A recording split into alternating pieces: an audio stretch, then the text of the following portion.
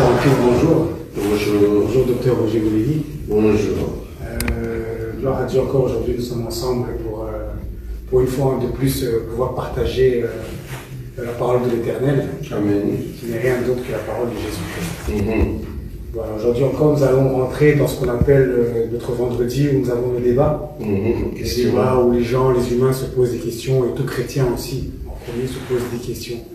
Parce que voilà, c'est un chemin.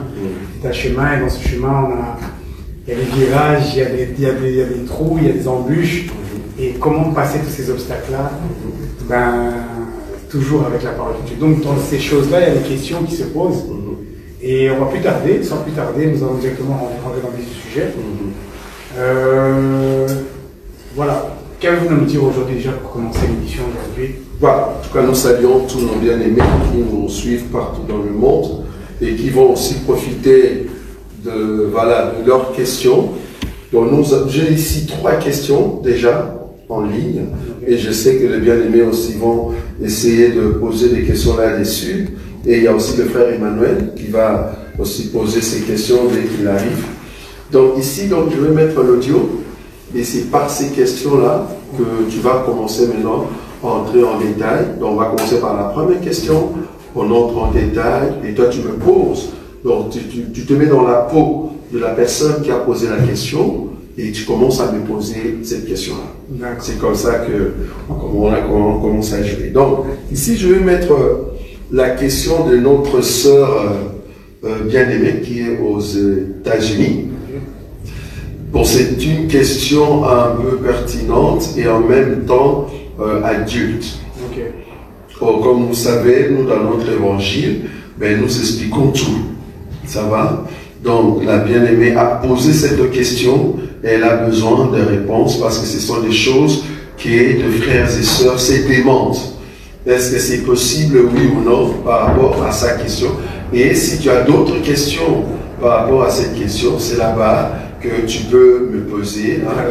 Voilà, donc essayez un peu d'élargir le sujet comme tu l'as dit. Voilà, donc je vais mettre le son et tout le monde va écouter ces questions. Comme je dis, c'est vraiment dans les cadres un peu adultes, mais ce sont des choses que nos sœurs rencontrent. Pourquoi? Parce que elles sont dans un mariage où c'est un chrétien, mais qui aimerait que la chose soit ainsi, ou soit elle est dans un mariage où le mari n'est pas chrétien, mais qui exige cela. Qu'est-ce que la sœur peut faire? Ça va? Donc nous allons le mettre. Un instant, voilà. Allô, bonjour, papa Roger Goulévi. Bonjour. Merci beaucoup en tout cas. Comme j'avais la première qui merci vraiment dans Zolanda. Dans Zolanda, sur ma question paysanne, on a vu en tout cas tout le temps. Sur notre moussala, dans zone Zolanda. Nous sommes les cas. Mais nous, la prière et la matin, nous sommes. La question, on va plus sur nous poser question humaine. Je vais traduire. Je vais traduire. Mais on a vu que la Bible m'a tout la question. Mais les questions, il a partagé devant tout le monde. Ça fait bien pour les choses à maman, surtout la femme chrétienne. Concernant la question de ce comment marcher, les choses à la bande pour la question. Ça, c'était une question Zaliboy. Je vais dire ça à l'Ingala parce que on a mentionné une femme chrétienne, moi si elle n'est pas là, elle est chrétienne, est-ce qu'elle a coquille au latin? Sexy pour la mobile naïnandako. Sur mobile à Sengier, par exemple, le Binangaya ou à côté, Nangyola de la Makola. Nabi Kola. Kola, mais là, ta Kola, tu vois, tu Kola, c'est côté, Nangi Bedola de la Makola, donc Zaka Anandako. La Kola, la Mola, de l'Outa, la Kola. Mais on a la sexy pour la main. T'as pas l'évité. La femme n'a raisonné dans la saterne. Mais puis le coup, on a la déjà, ça fait 7 ans, bon, voilà mon thème. On a beaucoup, la descente, même vis-à-vis à mon balnaga, juste un peu parce que l'écriture était une chose de moi, descente quoi. Bon. On a changé de vie, madame, mais deux fois, c'est dans la tacola. Et puis, quand je suis dans la tacola, on a attaqué dans Internet. Si vous l'avez dit, Comment est-ce que vous avez habita la coutume de l'Internet, il y a autant de temps, on a fait un papa. Moi, on a fait 24 ans. Il y a moi aussi. Mais oui, c'est plus au moins les choses de l'attaque.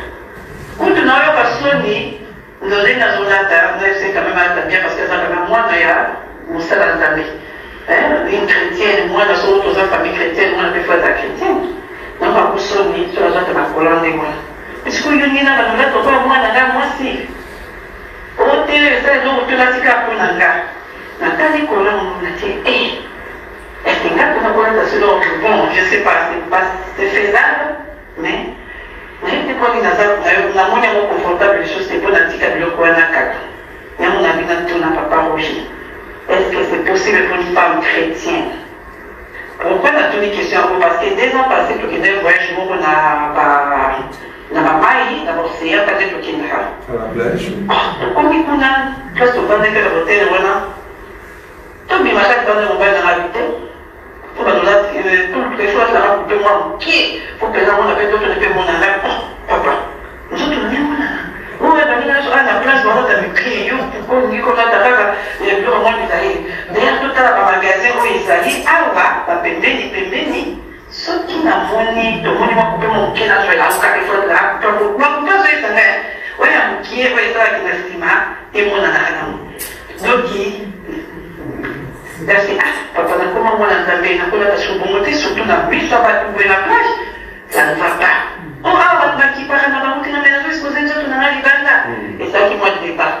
C'est ça qui ne dit pas de faire quitter na peur. Mais je sais na mon style. On a peut-être fait quand même un mot si voilà ta oui. Mais quand c'est même quand avec si on a deux c'est même avant dit qu'à internet mais au début on a pas sexy. On a pas de sexy pour la taper pour là il y a pas mal et la messe pas côté de pour là na table là on a signé un marque pour là. Bon. La tournée sur une femme chrétienne est-ce que il faut qu'il pour le temps pour la avec la sexy pour la mobile na d'accord. Très bien. Donc je vais traduire pour ceux qui n'ont pas compris.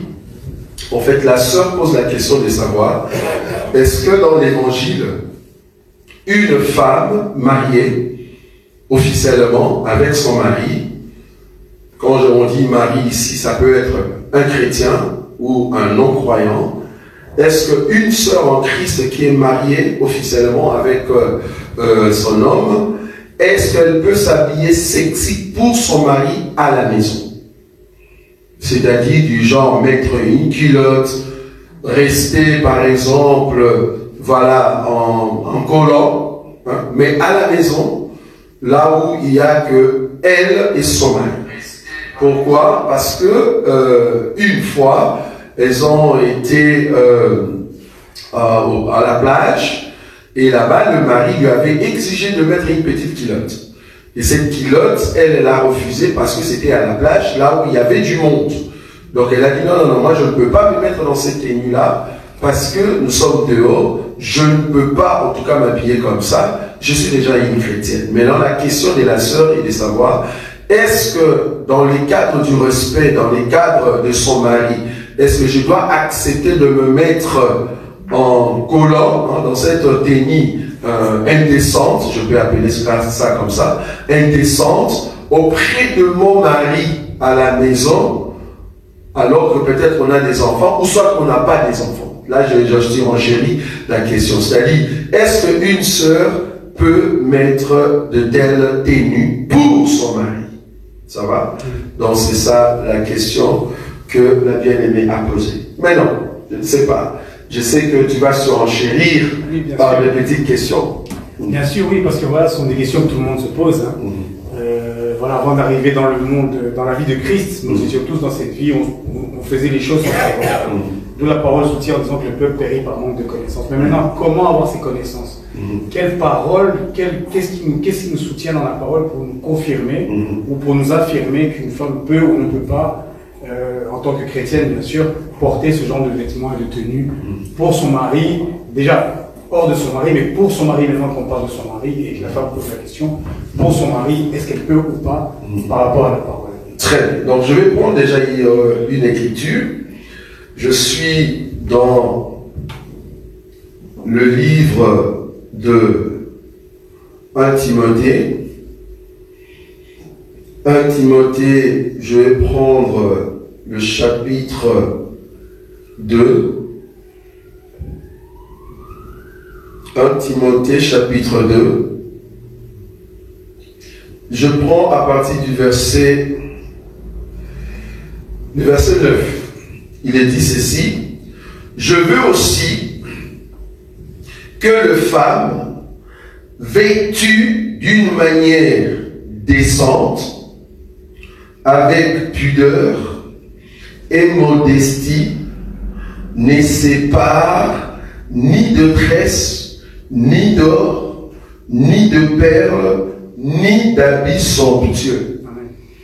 Et verset 10, mais qu'elles séparent de bonnes œuvres, comme il convient à des femmes qui font profession de servir Dieu.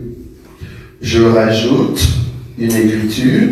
Je suis dans Genèse, chapitre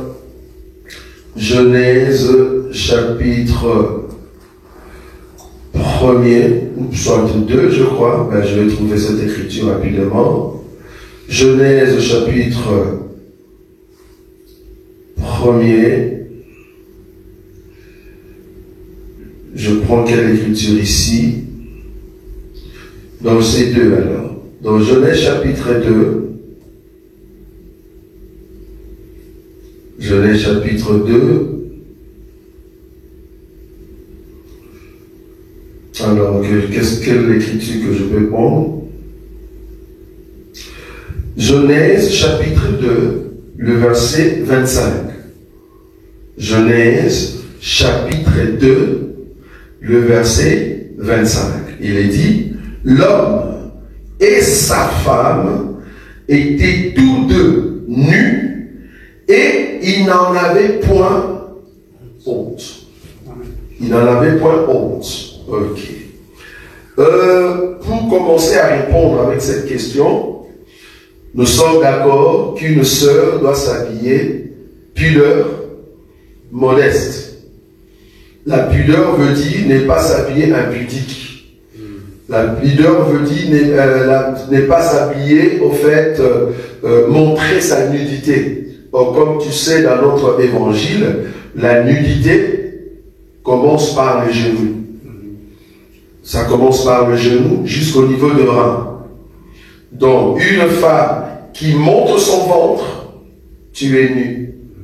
Une femme qui montre ses cuisses, tu es nu. Que ce soit aussi l'homme. Donc, quand nous disons comme ça, parce que l'homme d'ailleurs ne peut pas s'habiller comme ça. Donc, une femme qui montre ses cuisses, qui montre son ventre, sa poitrine, tu es nu. Tu es nu. Donc, mais tu es nu par rapport à qui? Tu es nu par rapport aux gens du monde. C'est-à-dire, quand tu te promènes dans des rues et que tout le monde voit ça, là tu es nu. Parce qu'en réalité, la femme appartient à l'homme.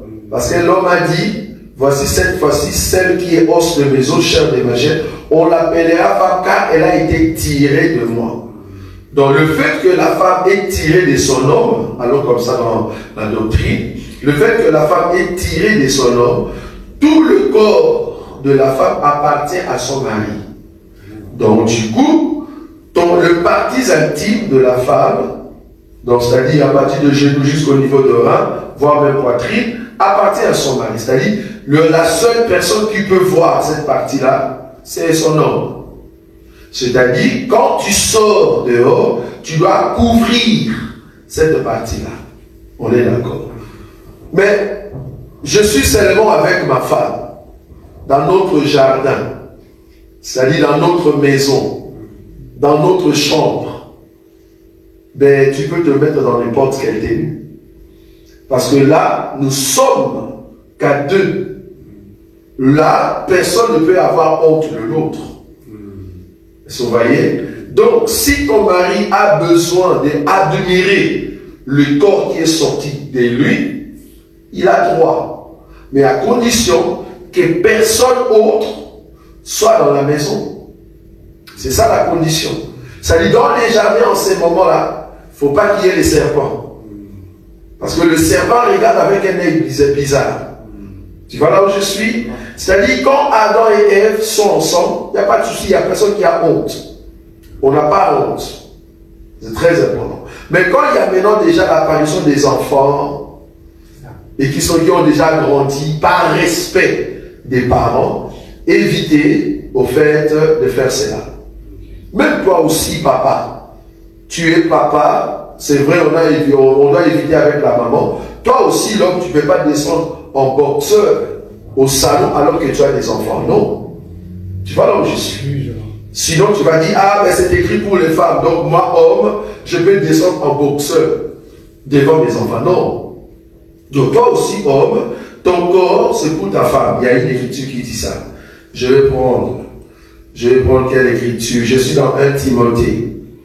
Pour comprendre que si le corps de la femme est pour son homme, ben, le corps de l'homme aussi est pour sa femme. Je vais prendre une écriture. Je suis dans 1 Corinthiens chapitre 7. Je prends une écriture ici. 1 Corinthiens chapitre 7, le verset 4. Le verset 4, il est dit, la femme n'a pas autorité sur son propre corps, mais c'est le mari. Vous voyez, c'est-à-dire le mari a l'autorité sur le corps de la femme. C'est-à-dire, tu ne peux pas t'habiller comme ça, habille-toi comme ça.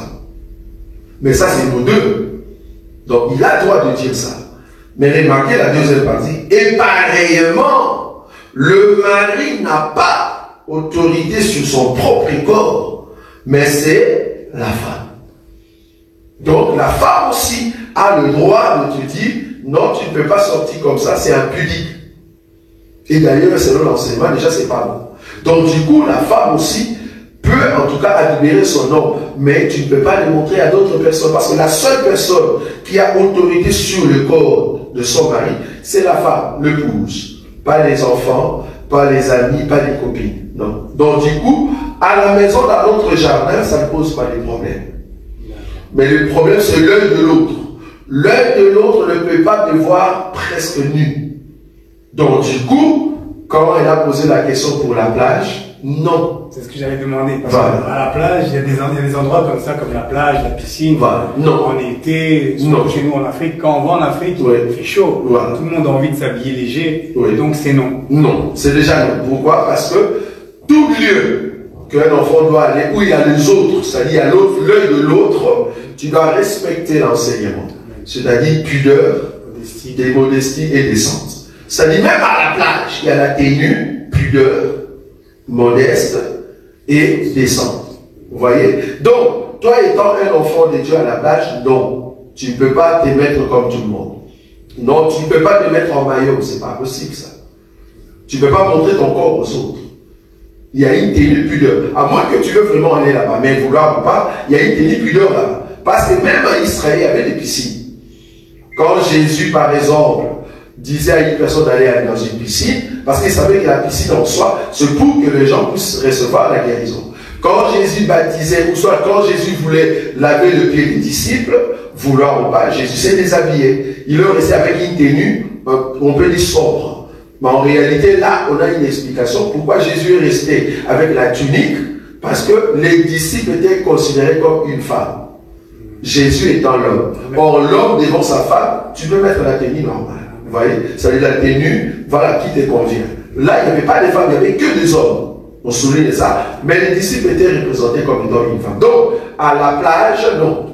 À la plage, je ne peux pas m'habiller de la sorte. Mais à la maison, si mon mari veut me voir dans ces conditions-là, c'est parce qu'elle a besoin que je puisse l'attirer davantage. Parce qu'il faut gagner le cœur de son mari. Il faut que l'homme aussi fasse de sorte que sa femme puisse l'aimer davantage. Faut pas te laisser, alors que la femme voit que ces derniers temps tu l'attires plus, il n'y a pas l'attraction. Même Jésus qui nous a aimés, lui qui est le pour notre fiancé, c'est pardon, si ça fait un bon moment où on ne voit pas sa grâce, il ne nous attire plus. Vous voyez? Il doit nous attirer. À chaque fois, il doit nous attirer. Nous aussi, on doit l'attirer. C'est-à-dire, à un moment, il faut entrer dans le jeûne. À un moment, il faut prier. C'est ça, attirer Jésus. Vous voyez? Voilà. Donc, la femme aussi doit attirer son homme et l'homme aussi doit attirer sa femme. Mais il faut que ça soit les deux yeux seulement. Pas les deux yeux. Pas les autres. Les yeux extérieurs. Enfin, pas les yeux extérieurs. Seulement l'homme et la femme. Parce que les deux ne peuvent pas avoir honte. Voilà. C'est ça. Amen. Merci pour cet éclaircissement, pour cette parole. Mais directement, il y a une question qui vient par rapport au premier verset que vous avez lu. La femme ne paraîtra ni de chevelure, ni d'or. Et là, on a une question de notre sœur Muriel.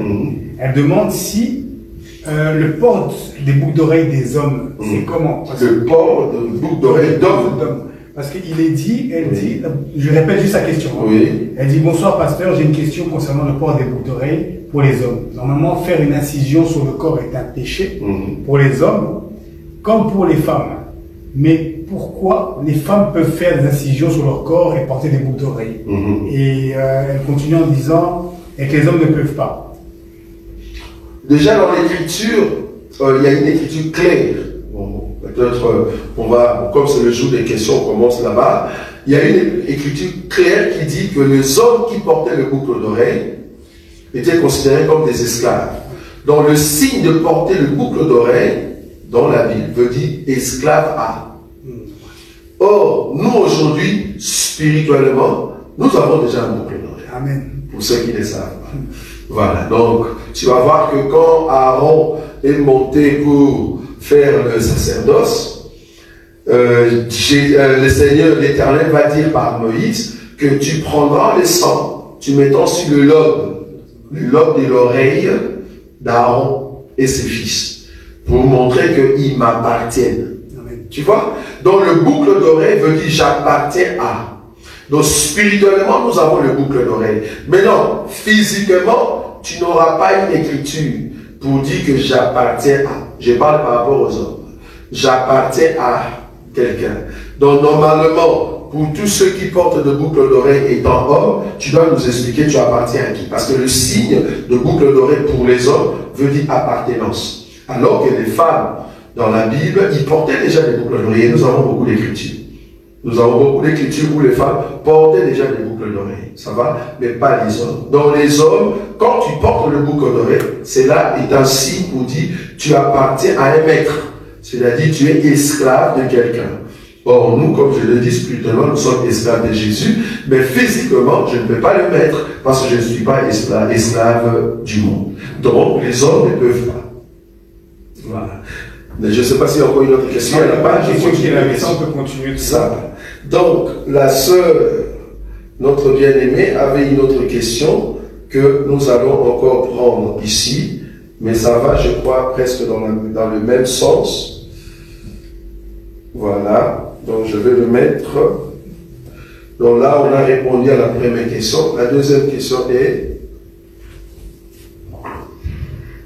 Bonjour, pasteur Roger Boulet, et bonjour, mes salutations à toute la famille. C'est Sœur Didi, hier j'avais posé une question, et aujourd'hui je vais compléter le reste des questions que j'avais. Ça sera sur Adam et Ève. Dans Genèse, donc je suis vraiment rentrée dans la Genèse, je voulais un peu comprendre la première question, et que est-ce la nudité d'Adam et Ève représente un habit glorieux à ce temps-là pour eux? Et la deuxième question, est-ce que le jardin d'Éden est représenté, le jardin d'Éden représentait un lieu très saint pour les deux? C'est quoi la deuxième question? Est-ce que le jardin d'Éden représentait un lieu très saint pour que les deux soient nus et n'avoir point honte? La troisième question, dans ces cas-là, donc c'est la continuité de deuxième question, c'est une troisième question, je pourrais dire. Dans ces cas-là, pouvons-nous considérer nos chambres comme un lieu très saint, nos salons, un lieu saint, et en dehors de nos maisons, le parvis? Donc c'est ça les trois questions que j'avais à poser. Voilà. Je ne sais pas si vous avez compris la question. Donc, la sœur demande, Adam et Ève, dans les jardins, quand ils étaient nus, est-ce qu'on peut considérer comme les corps, la nudité en question, était en fait un corps glorieux, avant que le péché entre? Deuxièmement, est-ce que les jardins étaient pour eux comme un lieu très saint? Parce que en réalité, dans l'enseignement du mariage, nous disons toujours que le lieu très saint dans nos maisons, c'est la chambre, là où l'homme et la femme n'ont pas honte. Vous voyez? Donc, est-ce que maintenant le dehors est considéré comme les parvis? Je crois qu'on a déjà toujours prêché. Normalement, le dehors de la maison est considéré comme les parvis, c'est-à-dire là où il y a tout le monde, mais cependant, le salon et la cuisine est considéré là où on mange, c'est-à-dire le lieu saint. Et la chambre, là où il y a la lumière, là où il n'y a que les deux qui peuvent parler ensemble, est considéré comme le lieu très saint. Maintenant, Adam et Ève, leur lieu très saint, c'était les jardins. Ça va? Maintenant, est-ce que leur corps était considéré comme un corps glorieux? Oui, pourquoi? Parce qu'avec ces corps-là, c'est là-bas qu'ils parlaient face à face avec Dieu. Or, parler face à face avec Dieu, c'est-à-dire tu es dans la présence glorieuse de Dieu. Comme ils n'avaient pas de péché, ben voilà, donc ils étaient dans ce corps-là, c'est le corps glorieux. La nudité avant le péché, c'était un corps glorieux. Mais la nudité après le péché devient une honte. Pourquoi? Parce que la nudité est devenue en fait horrible. C'est-à-dire c'est la sémence du péché. Ça va? Voilà. Je ne sais pas si vous avez des questions par rapport à ça. Frère Emmanuel, peut-être? Non, pas encore. Voilà, ben on va continuer. Par rapport à ça, oui, mais par rapport à la question d'avant, mais comme on continue, parce qu'on a une troisième question encore. Oui.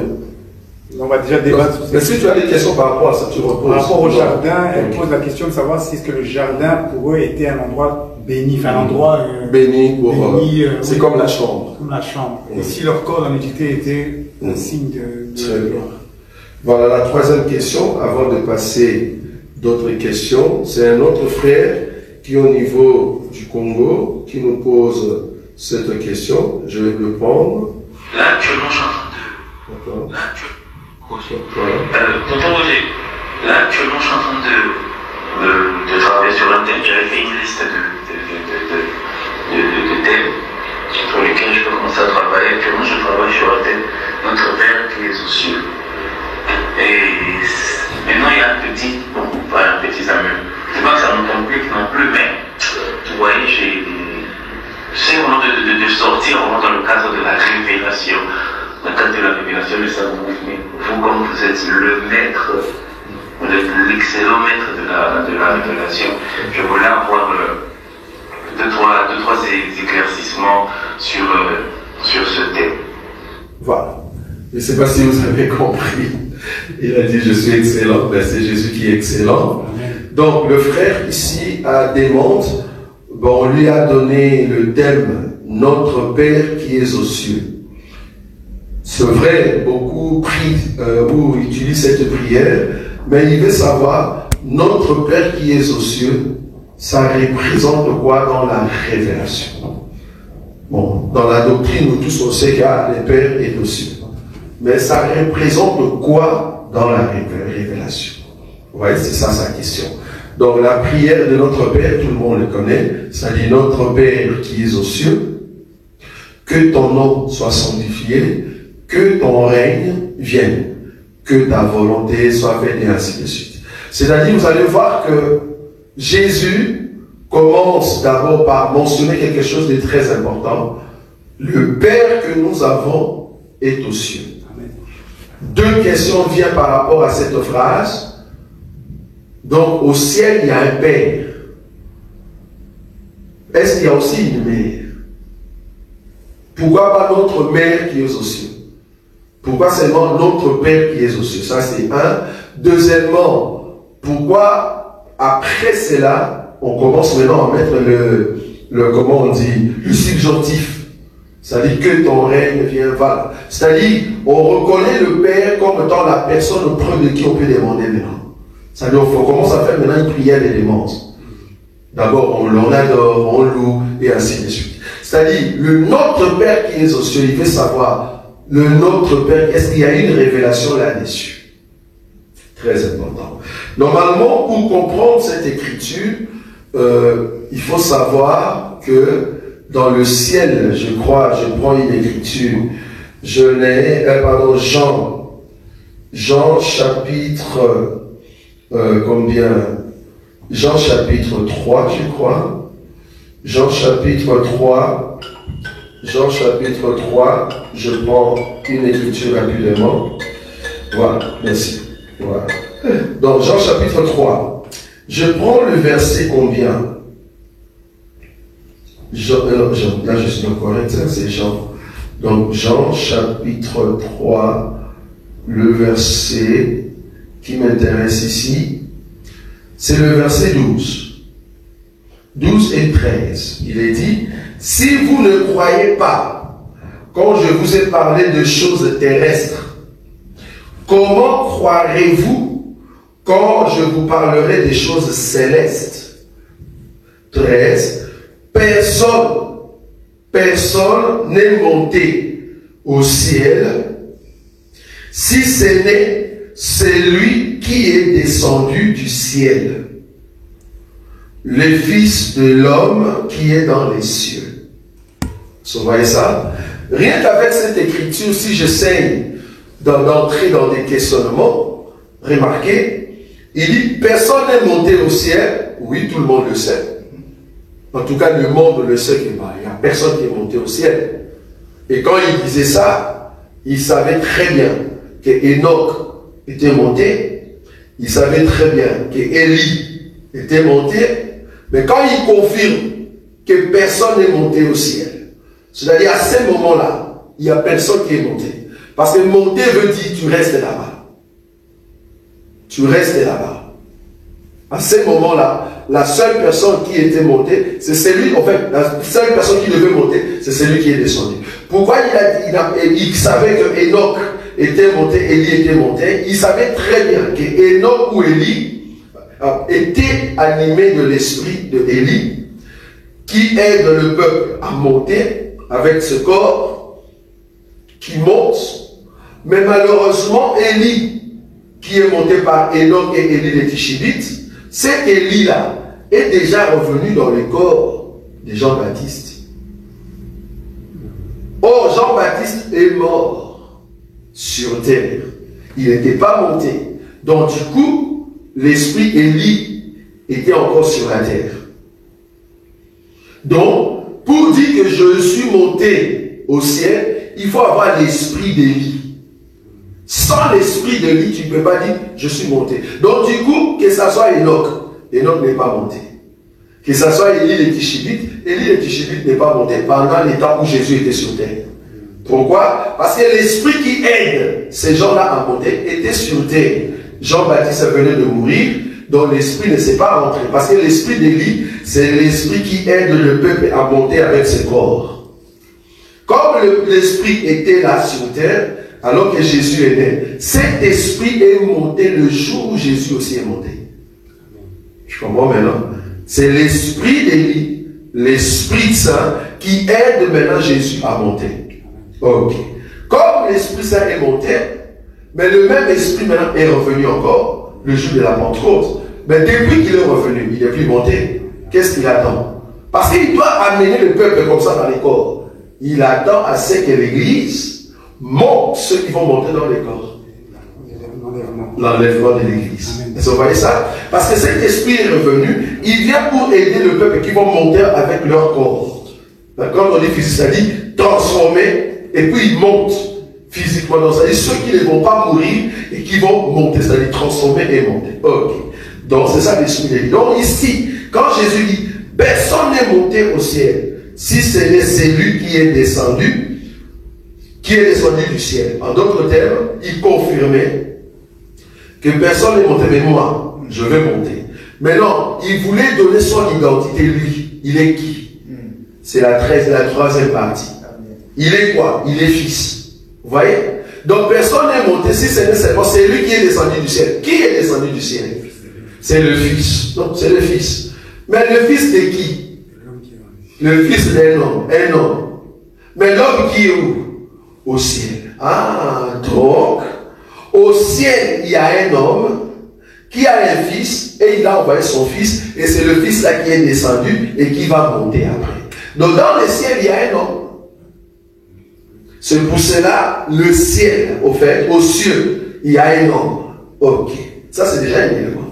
Retenez que le ciel, il y a un homme. Donc notre Père doit venir, c'est pas du ciel. C'est là-bas qui habite l'homme. Notre Père qui est aux cieux. Donc il n'y a pas de mer là-bas. Un élément. Il n'y a pas de mer là-bas. Donc là-bas, pour ceux qui descendent, ils sont au fait de père. Ils sont hors. Un élément. Deuxième élément. Je prends cette écriture. C'est comme ça qu'il faut penser. Je prends cette écriture. Je prends l'écriture. Quelle écriture? Je prends Matthieu. Matthieu chapitre 19, le verset 4. Il répondit, n'avez-vous pas lu que le Créateur, au commencement, fit l'homme et la femme? Jésus dit, au commencement, Dieu créa l'homme et la femme. Où Dieu a fait l'homme et la femme. Si tu n'as pas de révélation, tu vas croire que Jésus a contredit Moïse. Parce que Moïse nous a dit dans Genèse, chapitre 1er, le verset 1er, au commencement, Dieu créa les cieux et la terre. Mais Jésus dit non, ici, par rapport à cet enseignement, au commencement, Dieu a fait l'homme et la femme. Donc, Jésus ne peut pas contredire Moïse, Moïse ne peut pas contredire Jésus. Amen. Donc, du coup, Jésus a confirmé que les cieux de Moïse, c'est ça l'homme. Et la terre, c'est la femme. Amen. Donc, de la même manière que l'homme donne la sémence à la femme, de la même manière que les cieux donnent la sémence à la terre. Ésaïe chapitre 55. Ésaïe chapitre 55. On prend le verset, ça me dérange, oui, le verset 10, Ésaïe, chapitre 55, le verset 10, on nous dit ceci, je le lis, parce que c'est les cieux qui donnent la sémence à la terre. Ésaïe, chapitre 55, le verset 10, il est dit, comme la pluie et la neige descendent des cieux et n'y retournent pas sans avoir arrosé, écoutez la deuxième partie, féconder la terre. Donc c'est les cieux qui fécondent la terre. Donc les cieux donnent la sémence et ils donnent ça à la femme qui est la terre. Toi femme, prends la sémence, sois féconde et comme ça tu vas engendrer. Et il va engendrer quoi? Les arbres. La sémence. Vous voyez ça? Féconder la terre et fait germer les plantes. Tu vois? Les plantes, ce sont les fils, les enfants qui sont nés de la terre. Par rapport à cette écriture. Sans avoir donné de la sémence au semeur et du pain à celui qui mange. Maintenant, écoutez la troisième partie, la troisième révélation de cette question. 11. Ainsi en est-il de ma parole qui sortent de ma bouche, elle ne retourne point à moi sans effet, sans avoir exécuté ma volonté et accompli mes desseins. Dieu étant les cieux, la terre étant au fait le peuple ou la femme, Dieu étant l'homme, les hommes étant la femme, Dieu envoie sa sémence, les cieux envoient son pluie, l'homme envoie la sémence pour que cela vienne dans la femme, alors Dieu envoie sa parole.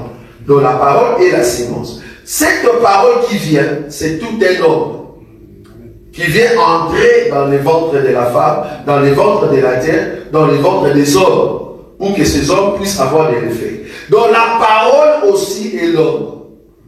Donc si je dis, au commencement, Dieu créa les cieux et la terre, Jésus a dit, au commencement, Dieu créa l'homme et la femme, mais Jean confirme que la parole c'est aussi l'homme. Jean nous dit ceci, Jean chapitre 1er. Jean chapitre 1er, je prends le verset 1er. Il est dit ceci, Jean chapitre 1er, le verset 1er.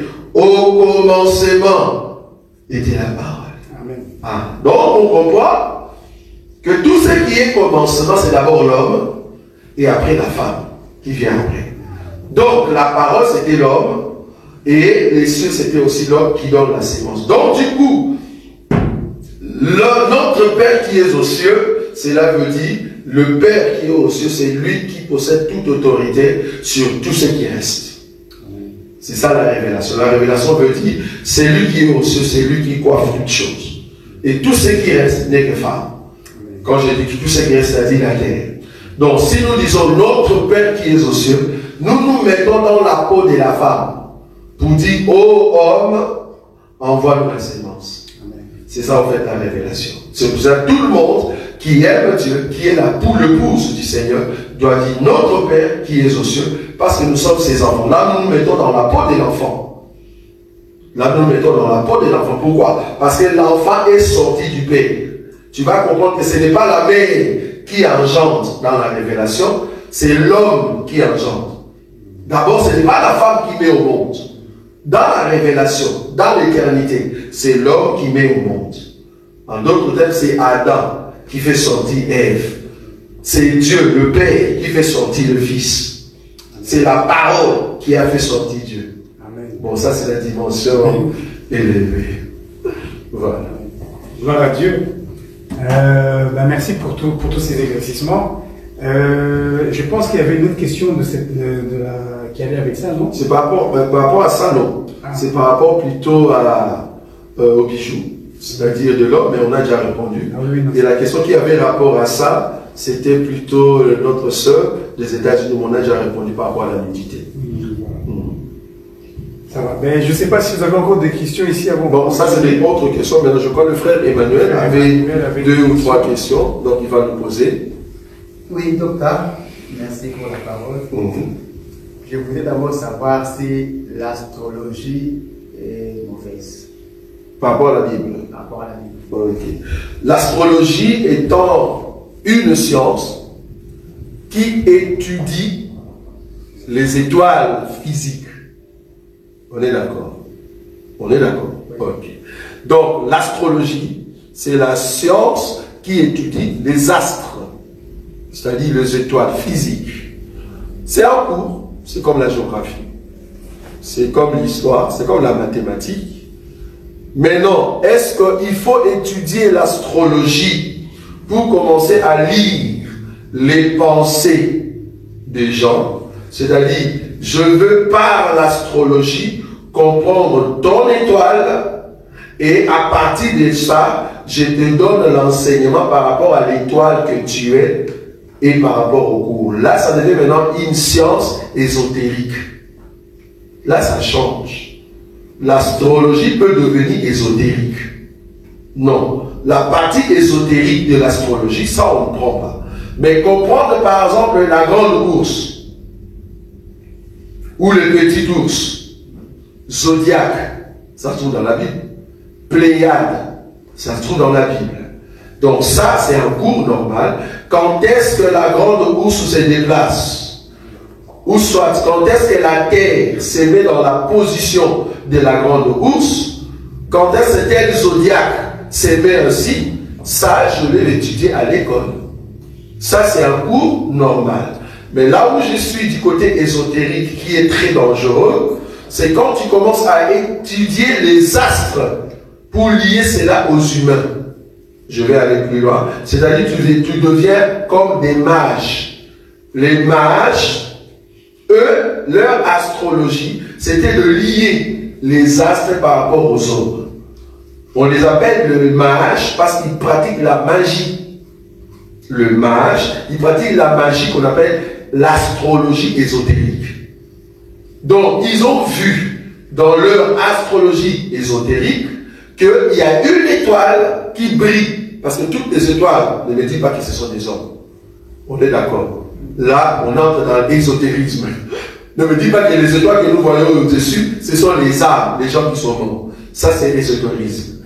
Donc ici, eux, dans leur ésotérisme, ils ont vu que telle étoile va naître, c'est l'étoile du roi d'Israël. Ça, c'est l'image. Ça, c'est ésotérique. En réalité, c'était des païens. On est d'accord. Ils sont venus de l'Orient. C'était des païens. Et ils sont venus parce qu'ils ont vu l'étoile qui brillait. Ils ont compris dans leur cours, que cette étoile-là représente un roi. Donc, ce n'était pas une étoile normale. Vous imaginez une étoile qui conduit les gens.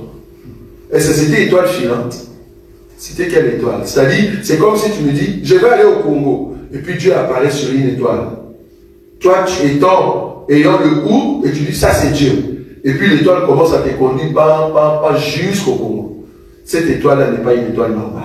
Là, on entre dans un autre niveau, c'est-à-dire un peu dans le monde ésotérique. Donc, du coup, est-ce qu'un enfant de Dieu peut étudier l'astrologie? Oui. Est-ce qu'un enfant de Dieu peut étudier l'astrologie ésotérique? Non. Je ne sais pas si tu vois la différence. Je ne sais pas si tu vois la différence. Je vois ça. Voilà. C'est ça, en fait. Ok. Je voudrais aussi savoir que veut dire coucher du soleil et lever du soleil. Très bien. Coucher du soleil, c'est par rapport à la position ou le mouvement de la terre. Parce que au temps de Jésus, on parlait du coucher, du lever. Mais en réalité, avec la science, on a compris qu'en réalité, c'est la terre en fait qui bouge. Parce que le soleil ne bouge pas. Ça va? C'est la position de la terre où la face, les rayons du soleil frappent la terre. Là, on dit le soleil s'élève.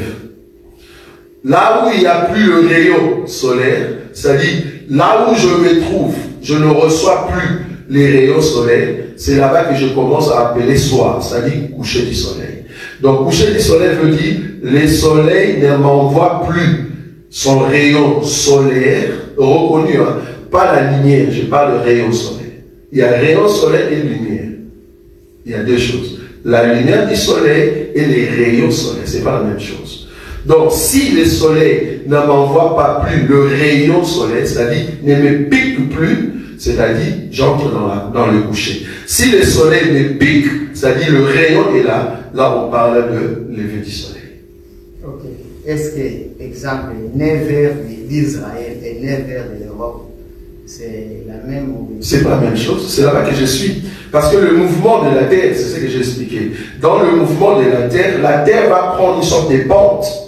Or, là où la Terre prend la pente, le soleil frappe Israël. Nous, on est pendant la nuit. Donc, du coup, c'est pas la même chose. Mais là où le soleil nous frappe, Israël pendant la nuit, ben, c'est pas la même chose. Donc, on a les rayons qui frappent et il y a les rayons qui ne frappent pas. Donc, nous, on dit soleil couchant, mais pour Israël, c'est pas encore le soleil couchant. On est d'accord. Quand on dit le soleil se couche, par rapport à toi, pas par rapport à un juif. Si tu dis bonne nuit, c'est par rapport à nous ici en Europe. Mais ceux qui sont aux États-Unis, si tu lui dis bonne nuit, c'est pas possible. Parce qu'ils ont encore le flèche du rayon solaire. Donc c'est par rapport à la pente de la Terre. Ça va? Oui. Maintenant, ma question concernait les gènes que nous faisons. Vous nous disiez que notre gène doit commencer au lever du soleil et ça se termine au coucher du soleil. Mais comme là, le soleil s'est déjà couché. Oui. Non, pas encore. Sinon, regardons. Non. Ça veut dire quand les rayons te piquent, ça veut dire que le soleil te pique. Oui. S'il y a la lumière, il y a le soleil. Mais est-ce que quand tu parles de rayons, oui, mais maintenant je voudrais dire ceci. Non, je vais préciser, sois calme. Quand est-ce que tu sais que les rayons me piquent? Ne me dis pas que c'est midi. Parce qu'apparemment, toi, tu penses midi, tu vois. Quand tu dis, tu as gradé. Quand on dit pique, ne dis pas midi. Midi, ça c'est, on dit au zénith. Ça c'est au zénith. Il y a au zénith et il y a aussi le léger. Pour comprendre que le soleil se couche, c'est-à-dire les rayons n'est plus donné, il faut faire un cours. Il faut aller à l'école pour apprendre ça. Or, ceux qui sont partis à l'école, quelqu'un peut nous aider rapidement sur Google. Qu'est-ce qu'ils ont dit? Le soleil se couche à quelle heure aujourd'hui? 20h combien? Pile. Docteur. Oui. Nous sommes enfants de Dieu. Oui. Nous marchons selon l'esprit, non selon la chair. Ok. Très bien. nous faisons les jeunes, c'est un engagement, je peux dire, entre l'homme et Dieu. Oui. Entre l'église, par exemple, nous sommes à la L'église et Dieu. Oui. Nous prenons l'engagement devant Dieu, nous ferons ceci pour Dieu. Oui. Par exemple, nous allons nous priver de manger ou de boire pour Dieu. Pour un temps, oui. Pour un temps. Oui. Et ce temps-là doit être précisé. Très bien. Soit de 7h à 10h, de 20h à 21h, de 6h à 18h, de 0h à 0h. C'est un temps précis. Ok. Alors, quand vous dites que nous commençons les jeunes au lever du soleil, au coucher du soleil, là, je ne vois pas ça clair dans quel sens. Comme là, nous prenons Google comme référence. Oui, référence pour le temps. Une personne qui n'a pas une montre. Oui. Comment je n'ai pas une montre? Oui. Pour savoir l'heure, il est 20, c'est difficile. Oui. Donc je ne vais pas prier. Prier, ça dit, tu ne peux pas terminer les choses. Ok, je vois. Ok. Alors, c'est quoi je disais que non? Il faut préciser l'heure. Oui, oui, il faut préciser, parce que par exemple, Paul dit qu'à l'intelligence, nous ajoutons quoi? La science. La science. Merci, toi-même tu l'as rajouté. Puisque l'explication que vous avez donnée à l'astrologie, si une personne n'a pas étudié, elle ne va pas cette explication. Non. Donc, nous devons être aussi précis. Ok, mais je te donne la précision. Alors, je peux te donner la précision? Oui, allez-y. Quand nous parlons du coucher du soleil, lever du soleil, ça veut dire nous faisons les gènes de lever et coucher du soleil. Oui. Pas un jour. Mais, parce qu'un jour n'est pas coucher du soleil, lever du soleil. Ah bon? Ah oui. Donc, les jours commencent à 0h, à 1h, pardon. Ah bon? Se termine à 23h.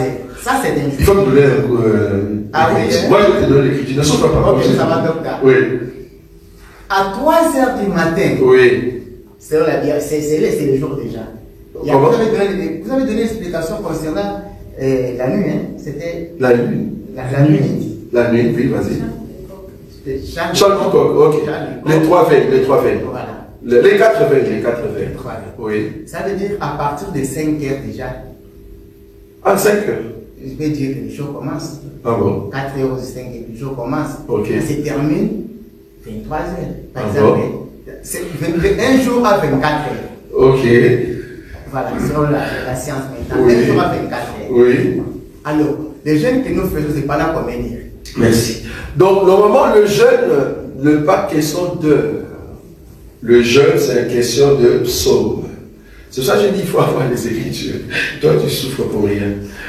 Notre jeûne, c'est par rapport à Psaume, chapitre 19. Psaume, chapitre 19. Je vais prendre une écriture.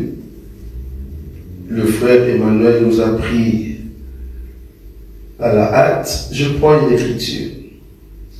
Le verset 6. Psaume 19. Le verset 6. Ça va? Il est dit, et les soleils semblables à un époux qui sort. Ça va? Il faut nous expliquer, le soleil sort à quelle heure? Ici, le soleil semblable à un époux, il sort. Il sort à quelle heure? Très important. De sa chambre, c'est-à-dire il peut se réveiller dans sa chambre, mais il n'est pas encore sorti. Le soleil est dans sa chambre. Il s'est déjà réveillé, mais il n'est pas encore sorti de sa chambre. Je vais expliquer ce qu'on appelle crépuscule et aurore. Bon, je ne sais pas si tu veux ça. Tu rigoles déjà, c'est bien. Remarquez, ce qu'on appelle crépuscule ou aurore, tu vas comprendre c'est quoi. Donc, sort de sa chambre, s'élance dans la carrière avec la joie d'un héros. 16. Il s'élève à une extrémité des cieux et achève sa course à l'autre extrémité. Rien ne se dérobe à sa chaleur. Donc, on explique ici que la chaleur du soleil, normalement, c'est quand il s'élève et jusqu'à ce qu'il va se coucher. Tout ça, on appelle chaleur du soleil. C'est un jour. Là, c'est dans la Bible. Oui, c'est dans la Bible. Moi, je suis sûr. Mais nous, tu fais les jeunes, c'est dans quelle Bible? Quel est ce livre? Dis-moi, quand tu fais le jeûne selon quel livre? Mais on a regardé Google, docteur. Non, là c'est l'heure. Je suis d'accord. Là je parle de l'heure, c'est-à-dire, c'est ce que je dis, quand le soleil sort, bon, il sort à quelle heure? Toi-même tu as bien dit, 9 heures de l'Europe, ce n'est pas 9 heures de juif. On est d'accord? Oui. Okay. Est-ce que le juif, chaque jour, toute l'année, le soleil se lève à 6 heures? Non. Pourquoi? Parce qu'ils ont combien de saisons? Voilà. Tu es d'accord avec moi? Donc, toi, ici, la Bible ne te dit pas que ça, il faut que le soleil se lève à 6 heures. Non, on n'a pas dit ça. Ici, c'est qu'on dit, regarde quand le soleil est là, quand il commence à donner sa chaleur. Il y a chaleur quand tu passes l'aurore et quand tu veux entrer dans les crépuscules. Et il y a la chaleur qu'on appelle zénith. C'est pas la même chose. Mais du moins, quand tu regardes, quand le soleil sort et quand le soleil se couche. Maintenant, la question, comme tu l'as dit toi-même, il y a des jours où le soleil se lève à 6 heures, mais aussi d'autres jours où le soleil se lève à 8 heures, ou soit 8 heures. Maintenant, si tu jeûnais, tu vas jeûner par rapport aux heures ou par rapport au soleil? C'est ça la question. Mais la question, c'est ce que j'ai répondu. C'est par rapport au soleil. Par rapport au soleil. C'est par rapport au soleil. De la même manière que les juifs font, c'est de la même manière que les musulmans font. Donc là, oui. Moi du côté, c'est ça que je voulais aussi dire. Oui, vas-y. C'est dire la doctrine que nous devons manger l'agneau à la directive. Oui, vas-y. Bien sûr. Oui. Les apôtres portaient des robes. Oui. Pourquoi nous portons des pantalons? Très bien. Merci beaucoup. Les apôtres qui portaient des robes, ils n'ont pas fait d'habits une doctrine. Tu es d'accord avec moi? Vous portez une robe, il faut que ça soit une doctrine. Or, les jeûnes, c'est une doctrine. La doctrine de jeûner. Tu l'as eu. Étant chrétien, donc il faut me dire, étant chrétien, parce que Pierre n'a pas porté les pantalons. Tu es d'accord avec moi? Est-ce que l'habit, la robe, les pantalons, c'est une doctrine? Non, on n'a pas fait de ça une doctrine. La doctrine par rapport aux habits, c'est pudeur, décence et modestie. C'est tout. Ils n'ont pas dit, vous tous, il faut porter les robes. Non, on n'a pas dit ça. Mais le jeûne, c'est doctrinal. Donc, du coup, tout ce qui est doctrinal, on prend ça comment? Cru, l'eau qui coule. Est-ce que vous voyez ça? Il faut prendre les baptêmes, la Sainte Seine, il faut le pain sans levain. Il faut boire quoi? Les vins alcoolisés. Pourquoi tu as pris ça cru? C'est parce que c'est doctrinal. Tout ce qui est doctrinal, il faut prendre ça cru. Donc, il faut suivre ce que eux ils ont fait et nous on le suit. Mais les jeunes n'est pas seulement de les manger. Ah bon, allez-y. Aussi, on dirait d'autres jeunes si c'est des bienfaits. Non. Ouvre cette écriture.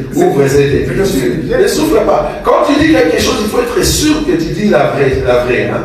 Là où on dit faire les biens, ça c'est Dieu qui dit. Quel est le jeûne que moi je prends plaisir? C'est Dieu qui parle. Quel est le jeûne que moi je prends plaisir?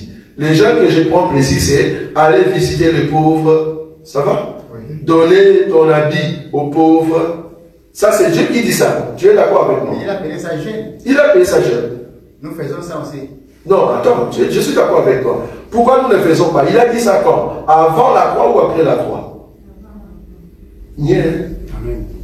Donc, tout ce qui est après la croix, nous prenons ça cru, frère. Dieu a dit ça avant la croix. Ok? Il a dit ça, c'est ce qu'on appelle sadak. C'est ça. Les musulmans appellent ça sadak.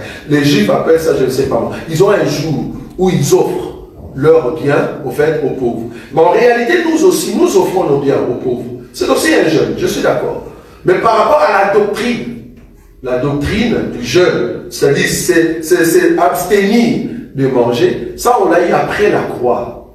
D'abord Jésus l'a fait. Bon, Jésus a fait 40, en tout cas, il n'y a personne qui va faire 40. Tu es d'accord avec moi? Même après Jésus, il n'y a personne. Donc nous, on voit maintenant ce que les apôtres ont fait. Mais docteur, oui. Moi, mon problème, c'est tout concernant les... Le quoi? L'heure. Oui. Oui. Vraiment, nous sommes des hommes, oui. Nous avons donné l'intelligence pour comprendre.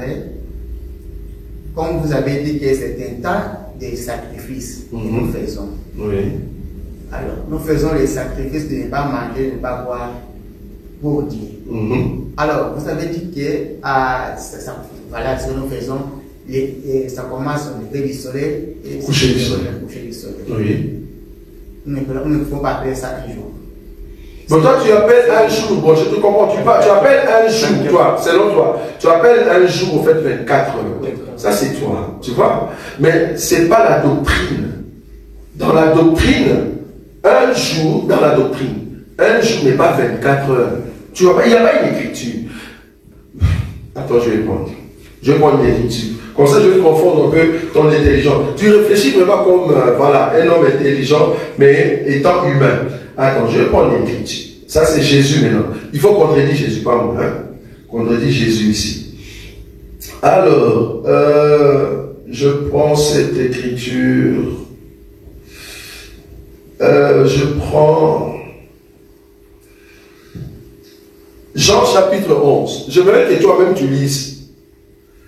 Jean chapitre 11. Toi, tu vas contredire. C'est toi qui réponds, pas nous. Toi, tu réponds à Jésus. On va te donner les micros devant tout le monde. Réponds-nous qu'est-ce que Jésus a dit là-bas. Est-ce que tu peux lire ça très à haute voix? Je commence combien, verset? Verset 9. Jean 11. Verset 9, à haute voix. Comme ça, tout le monde va écouter ça. Il faut lire, frère. N'ayez pas peur. Lis à haute voix, frère. Les jours selon nous, pas selon les mondes. Ok, vas-y, on y va. Les disciples. Jean chapitre 11, verset 9. À haute voix. 9 commence. Juste en dessous. Jésus répondit. Oui, il faut crier, il faut vraiment à haute voix, vas-y. N'y a-t-il pas. Quoi? La moitié de 24. La moitié de 24. Vous avez vu ça? Le frère ne veut pas lire la partie. Puissance. Ça, c'est l'enseignement. Tu vois, quand toi tu dis quelque chose, ne dis pas selon ton intelligence, dis selon ce que dit la Bible. Nous, on est chrétiens, c'est par rapport à la Bible. Pour nous, un jour, selon la Bible, normalement, c'est pas 24 heures. Tu vois là où je suis. Donc quand Jésus voit jour, il va lever et coucher. C'est pour ça qu'il a dit 24 heures. Il va même aller plus loin dans une autre écriture, là où il dit, il y avait quelqu'un qui voulait embaucher les gens. Vous voyez cette écriture-là? Il voulait embaucher les gens pendant la journée. Les gens sont venus, les gens de la première heure, ils sont venus. Deuxième heure, ils ont pris le même salaire. Arrivé à la 11e heure, parce que à la 12e heure, normalement, on ne peut plus travailler. Vous voyez? À la 12e heure, on ne peut plus travailler. Mais les gens de la 11e heure sont venus, ils ont travaillé seulement une heure. Il a payé la même chose. Oui, oui. Donc, mais la question de Jésus, c'est qu'il dit, n'y a-t-il pas 12 heures à 12 heures au jour? C'est comme ça, non? Mais c'est toi qui lis, non? N'y a-t-il pas 12 heures au jour? Oui. Point d'interrogation. Point d'interrogation. Il pose une question. Une question. Et toi, maintenant, dis non, c'est 24 heures Jésus au jour. Vas-y, toi, réponds à Jésus. Il y a point d'interrogation. C'est une question qu'on te pose. C'est Jésus qui te dit, réponds à Jésus. Il dit ceci. Jésus répond, n'y a-t-il pas 12 heures au jour? Toi, maintenant, réponds. Qu'est-ce que tu dis? Non, il faut calculer. Il faut calculer. C'est pas à moi à dire à Jésus. Vas-y. Mettez pas aussi le contexte que Jésus a dit. Tu commences encore les contextes. Les contextes qu'il a dit, ça suit après. Ne souffre pas. Amen. Deuxième partie. Tu as la Bible, la deuxième. Les contextes, c'est la deuxième partie. Si quelqu'un marche, donc il parle par rapport marche du soleil. Si quelqu'un marche pendant les jours, lis, c'est sur ta Bible. Si quelqu'un marche pendant les jours, il n'ébranche point parce qu'il voit quoi? La lumière de ce monde. C'est-à-dire le jour pour Jésus, c'est quand le soleil est là. Quand le soleil se couche, ce n'est plus jour, frère. Amen. À moins que tu... Alors, c'est les jeûnes que nous faisons. Oui. Les jeûnes de 12 heures. Un jour. Non. Ah oui, bon, toi calcule comme tu veux. Bon, si tu dis 12 heures, non, allons dans 12 heures. Excusez-nous. Oui. Excusez-moi, docteur. Oui. l'exemple que nous prenons quand nous disons un jour, oui. nous marchons la Bible un jour, oui. ça n'a pas de sens. Nous marchons la science aussi, que nous prenons nos enfants. Oui. Jésus a posé la question, il n'a dit pas 12 heures, il ne dit pas qu'il y a 12 heures. Ah, qu'est-ce qu'il a dit? Il n'a pas dit qu'il y a 12 heures à un jour. Et qu'est-ce qu'il a dit? Il a dit, n'y a-t-il pas 12 heures? Et toi, tu réponds comment? C'est ce qu'on appelle une question affirmative. C'est ça. Oui. Toi réponds. Oui. Au jour, il y a 12 heures. Ça veut dire, il n'y a pas docteur. Oui, allez-y. Ça ne veut pas dire que le jour a 12 heures. Mais Il y a 12 heures. Attends. Ça veut dire, si nous comprenons. Est-ce qu'il y a vraiment 12 heures au jour? Parce que toi-même, tu as dit ici. Parce que quand tu dis 12 heures, Jésus, je te dis, il parle par rapport au soleil. Ne souffre pas. Parce que si tu dis, il y a 12 heures au jour, c'est-à-dire, les jours que le soleil va s'élever à 8 heures et va se coucher à 17 heures, on le voit ici, en Europe. Les jours. Il y a des moments où on va arriver pendant l'hiver. Attends, pendant l'hiver, où le soleil s'élève à 8 heures, oui ou non? Oui. 8 heures, hein? Et se couche à quelle heure? 16 heures. 16 heures, compte, s'il y a 12 heures. Qu'est-ce que tu vas dire à Jésus maintenant? Tu auras un problème. Parce que là, tu réfléchis au fait. Ne réfléchis pas dans la Bible. Dans la Bible, là où c'est cru, frère, prends cru. C'est comme si tu me disais, ah, pourquoi seulement la source? Alors qu'il y a beaucoup d'eau. Non, la Bible ne te dit pas ça. La Bible te dit la source parce qu'il y a une signification dans la révélation. Donc ici, quand on dit le jeûne, c'est par rapport au jour. Nous, quand on dit jour, c'est-à-dire lever du soleil et coucher du soleil. Docteur, quand nous disons concernant l'effet du soleil, coucher du soleil, oui. Là, vous nous amenez à la science.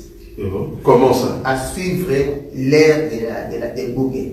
Ah, fallait suivre quoi? Oui, oui. Fallait suivre l'ère de quoi? Comme là, docteur, oui. Est-ce qu'il y a le soleil? Ben, pour le moment, oui, il y a encore le soleil. Il y a le soleil. Oui. Si je peux donner. Toi, tu as besoin de voir le soleil.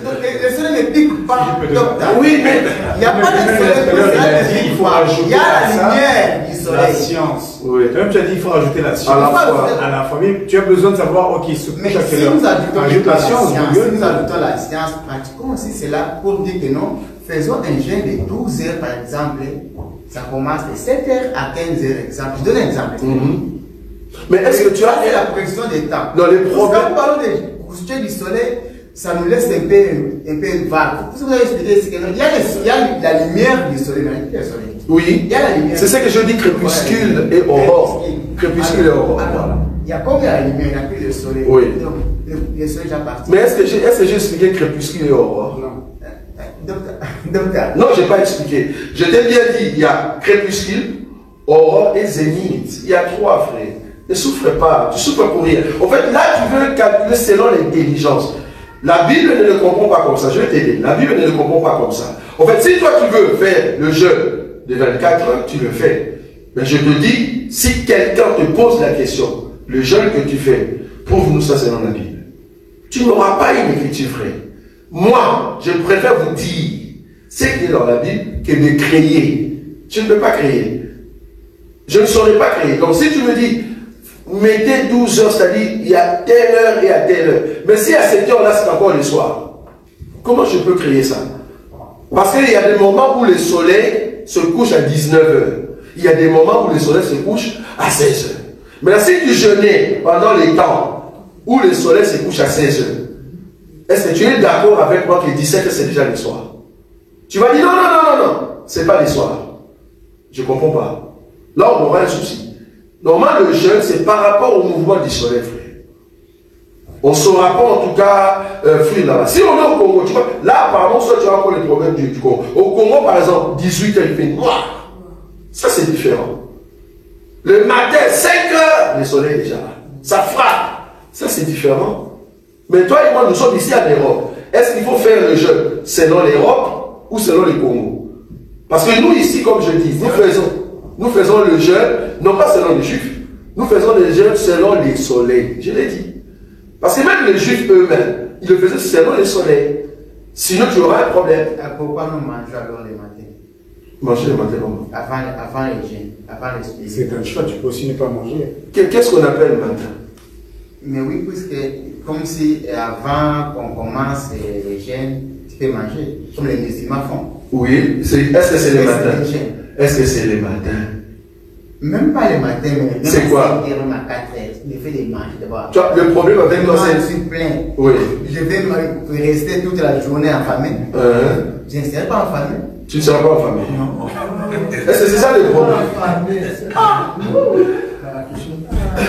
Je suis congolais. Voilà. C'est ce que je dis. Toi, tu réfléchis congolais seulement. Qu'est-ce que je vais dire? Déjà, je vais t'aider. Manger les matins. Je vais t'aider. Je vais rester toute la journée sans ma famille. Tu as dit que tu manges le matin. Tu as dit que tu manges le matin. Par exemple. Est-ce que les matins, c'est les jours ou les matins, c'est les soirs? Non, c'est à vous de m'expliquer. Ah, merci. Là, maintenant, je comprends que l'humilité commence à venir. Je vais t'expliquer. Bible, c'est la Bible qui explique. Je vais t'expliquer que le matin fait partie du soir. Ça, tu ne savais pas. Ça, tu ne savais pas, hein? Ok, je vais te donner une écriture. Je vais prendre une écriture. Je suis dans le livre de quoi? Je suis dans le livre de Marc chapitre 13, le verset 35. Parce que le matin, c'est le passage du soir au jour. Le soir, c'est le passage du jour au soir. Tu comprends ce que je veux dire? Voilà, ok. C'est là-bas que je dis crépuscule et aurore, que je n'ai pas expliqué. Au fait, crépuscule et aurore, c'est les passages. Tu comprends? C'est la charnière. C'est comme si une porte s'ouvrait. C'est la charnière. Ça va les deux temps. Ok. Remarquez. Marc chapitre 13, le verset 35.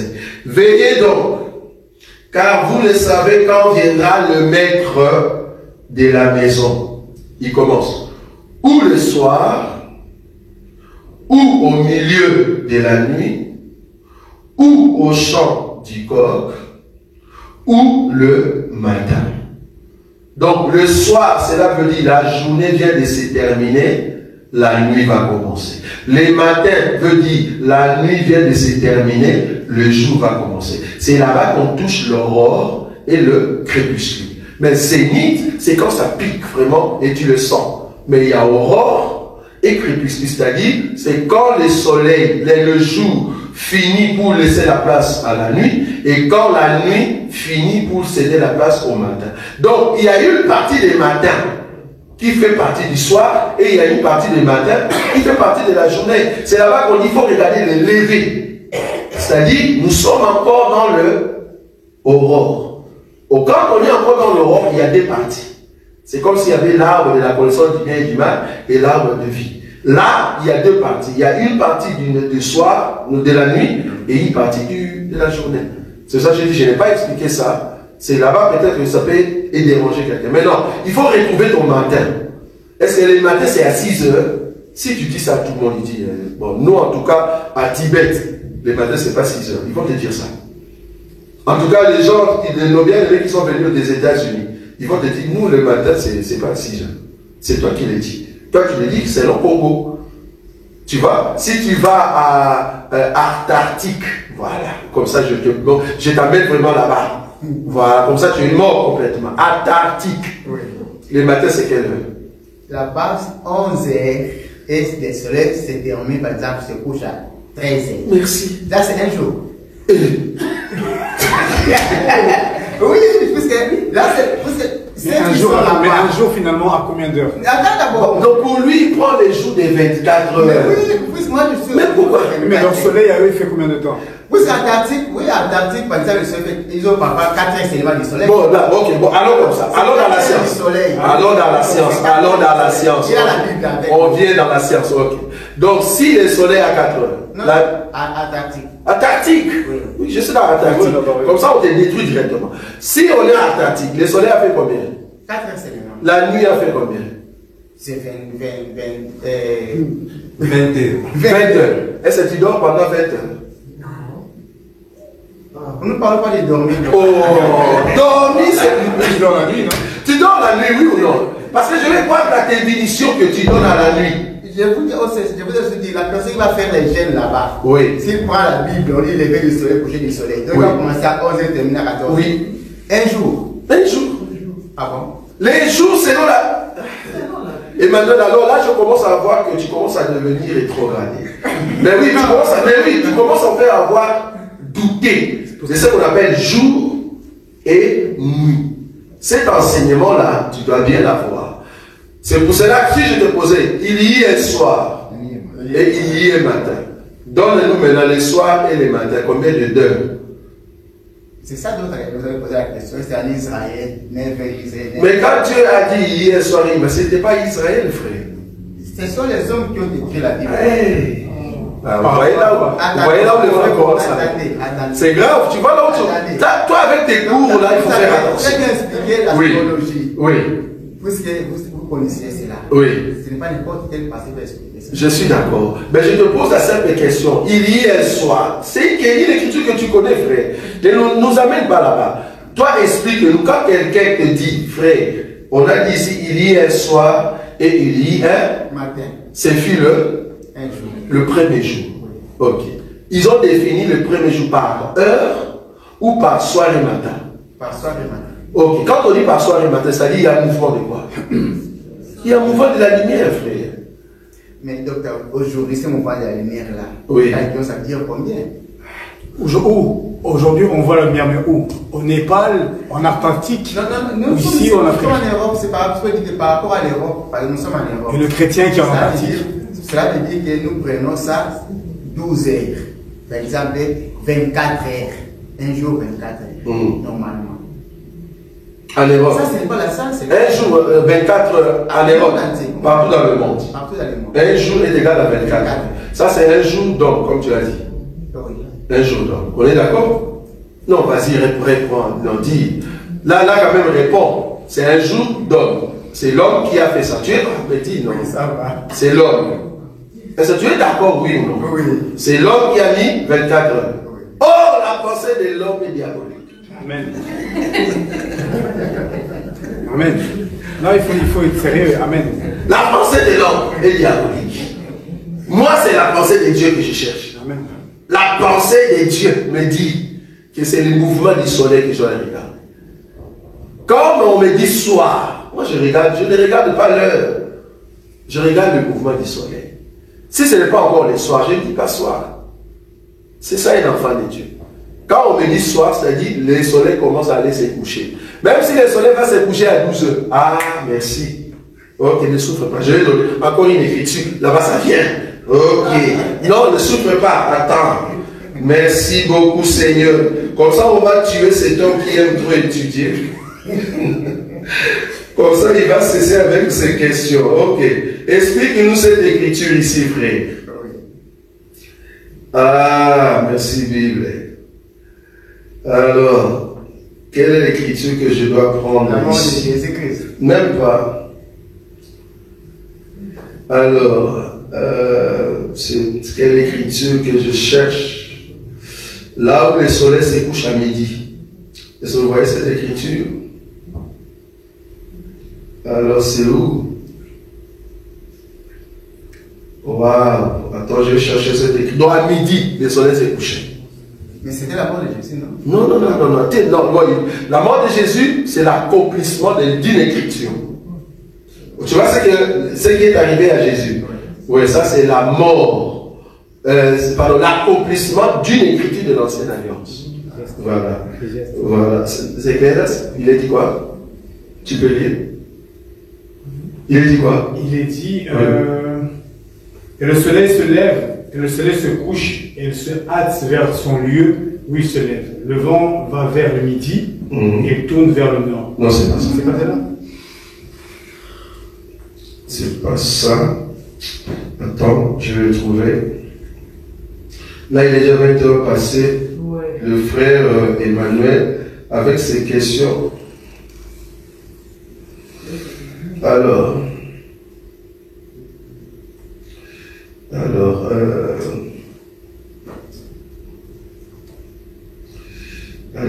waouh. Bon, il faut que je te trouve cette écriture. Là où on nous parle que le soleil s'est couché en plein minuit, à midi. Donc, je dois te chercher ça. Amos 8, verset 9. Il est dit quoi, Amos? En ce jour-là, dit le Seigneur, l'Éternel, je ferai coucher le soleil à midi et j'obscurcirai la terre en plein jour. C'est Amos. Mais dans cette écriture, c'est accompli à la mort de Jésus. Ok, question. C'était à midi que le soleil se couche. Est-ce qu'on peut considérer qu'à partir de midi, c'est déjà le soir? Oui, hein? Mais pourquoi tu me fais souffrir, frère? Si déjà à midi, c'est le soir, c'est la nuit, donc la nuit qui commence pas, c'est le soir qu'on annonce la nuit. Tu es d'accord?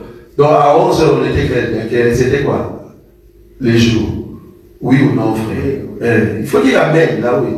Voilà. Donc à midi, on est déjà le soir. Donc à 11h, c'était le jour. Mais à midi, on entre le soir. C'est ce qu'on a dit pour Antarctique. Donc, ici, on parle par rapport au jour et nuit. La nuit, c'est au fait absence du soleil. Le jour, la présence du soleil qui s'élève et qui s'endort. On ne dit pas les heures. Ça peut s'élever 2 heures. Mais on appelle ça jour dans la Bible. C'est jour. Les 2 heures là, la Bible l'appelle jour. Les autres, les 22 heures, les nuits, la Bible l'appelle nuit. Donc les jeûnes que nous faisons, c'est les jeûnes du coucher et du lever du soleil. C'est ça les jeûnes. Là, tu me répètes, c'est les jeûnes. Bon, c'est toi qui dis, c'est pas dans le jour. Non, il commence à comprendre. Dans le jeûne que nous faisons, c'est lever et coucher du soleil. C'est juste. Donc là, le frère a compris. Amen, amen. Mais il faut faire attention quand tu lis la Bible et commencer à te poser la question avec l'intelligence humaine. C'est là-bas qu'il y a un danger. Pourquoi? Parce que tu veux réfléchir avec l'intelligence. Tu ne sauras pas. C'est là-bas qu'il y a la confusion. Quand la Bible dit par exemple, Jésus a prié et le soleil s'est arrêté. Dans la science, tu expliques ça comment? Impossible, frère.